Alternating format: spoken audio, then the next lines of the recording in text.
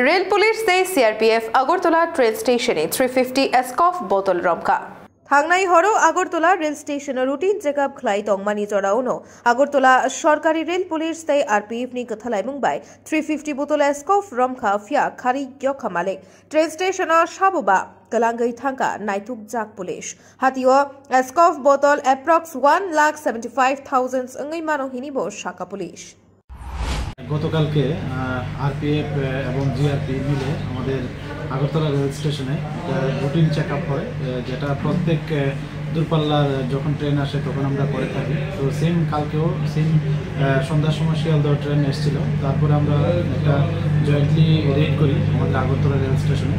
তো এটা জাস্ট প্ল্যাটফর্মেটিক মানে জিরানিয়ার সাইট, যেটা আমাদের রেল স্টেশনের জিরানিয়ার সাইটের দিকে অন্তর্গত। আমরা মোট 350 বোতল এসকপ উদ্ধার করি, যেগুলির মধ্যে মানে দুটা বস্তার মধ্যে ছিল, যে প্লাস্টিক বস্তা।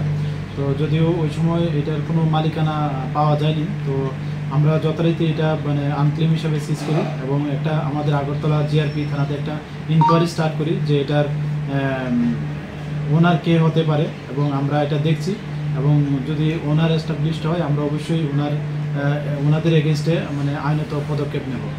তো আর এটার যে বাজার মূল্য, যে আমরা যে অন্যান্য সময় যে বিভিন্ন মামলাতে এগুলি সিজ করি, তো যাদের আমরা গ্রেপ্তার করি তো তাদের কাছ থেকে জানতে পারি যে এগুলি যে ডেস্টিনেশন মূল্য যেখানে যাওয়ার কথা এগুলি প্রায় 500 টাকা মানে বোতল বিক্রি হয়। তো এইভাবে যদি আমরা ধরি মানে মানে 350 বোতল এসকপ মানে এটার যে ভ্যালু আসে আনুমানিক 1,75,000 টাকার মতো আসে।